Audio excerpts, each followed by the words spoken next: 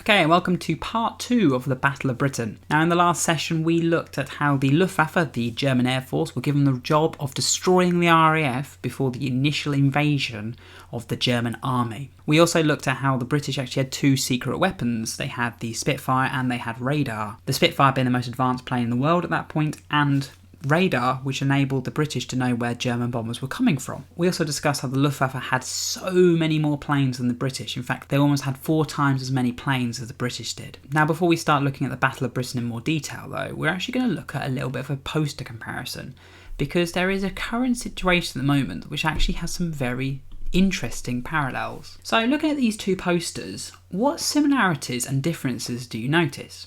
Now, the first poster is actually printed in 1940 during the Battle of Britain, and then on the right of that is a poster from April in 2020 saying "Thank you NHS Heroes." These 2 posters are both from very different times. The poster from the 1940s is from a point when the country was at war. However, the poster on the right is from a point when, although the country isn't actually at war with another country, they are essentially at war with a virus. Now, look at these 2 posters. What I want you to do is I want you to note down the similarities you notice, the differences you notice, and then I want you to think of any comparisons you could make between now and then.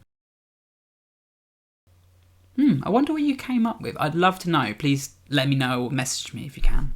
So, the Battle of Britain. For 4 months, the Luftwaffe bombed British airfields in an attempt to destroy the RAF. Now, there was a huge amount of casualties on both sides. One of the biggest differences, however, was if a British pilot was shot down, they landed in their own country and they could actually get picked up, taken back to an airfield, usually given a brand new Spitfire, and they'd be flying again in the next few days. However, in comparison to a Luftwaffe pilot, if they were shot down over the UK, they would end up captured. So the RAF were in a much better situation. Although they had less planes, they could actually recycle their pilots at a lot faster rate than the Germans could. Now, the bombing campaign by the Germans was effective. However, it wasn't getting the desired results that Hitler wanted.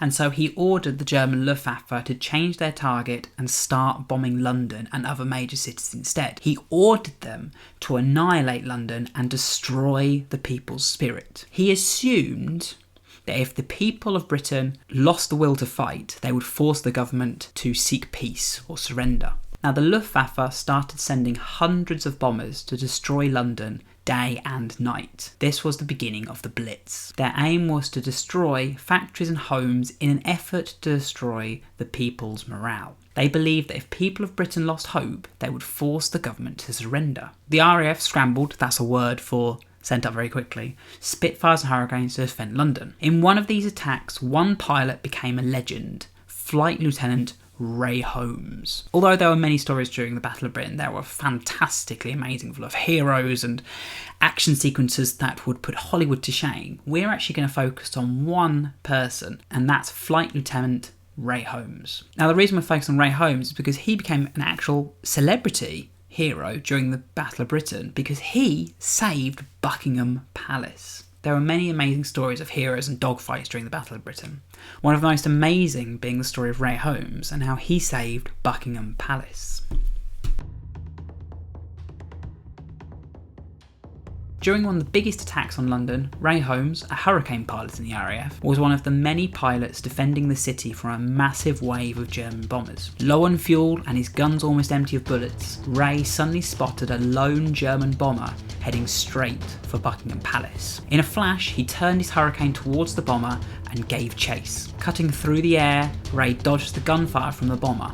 Coming into range of the German plane, he pulled the trigger, but he was out of bullets. With only moments to spare before the bomber reached Buckingham Palace, Ray pushed the throttle and rammed his Hurricane straight through the back end of the bomber, ripping its tail clean off. As both planes fell from the sky, the German bomber pilot parachuted to safety as Ray plummeted to the earth at 400 miles per hour. Smashing open the canopy above his head, Ray jumped from the crashing Hurricane as he desperately tried to pull open his parachute. With seconds to spare, Ray's parachute opened as he watched his own Hurricane smash in a ball of fire into Victoria Station below. Moments later, Ray landed on a rooftop before sliding uncontrollably down into the back garden and landing in a dustbin. Londoners who had been watching the dogfight from below rushed into the garden, quickly holding Ray up on their shoulders as they paraded him through the streets as a hero.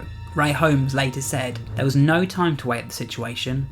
His airplane looked so flimsy I didn't think of it as solid and substantial.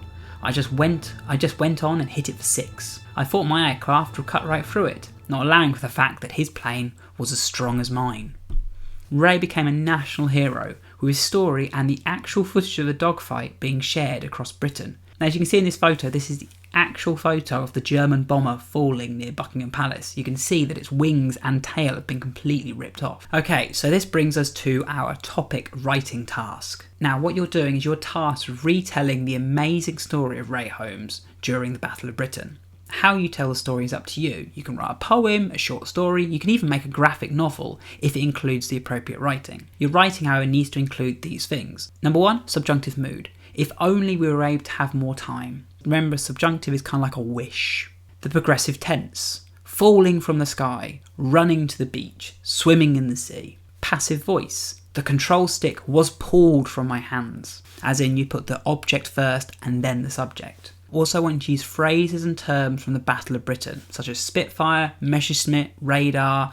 Make sure you use terminology that's appropriate to the Battle of Britain. You can decide on how you write it. You can write it in your home learning books and send a photo to me, or you can write it on a computer and then email it to me. I don't mind. Once you finish this task, please email it to me so I can put it on the Padlet page. Okay, here's a few resources that might help you out. You've got the Ray Holmes story. You've got a YouTube video all about Ray Holmes, and you've got BBC Bite Size all about the Battle of Britain. I suggest you try and do a bit of research around this to help you out. It is a fascinating time of history. There's so much content on the internet. You could really, really go to town on this. Okay, good luck.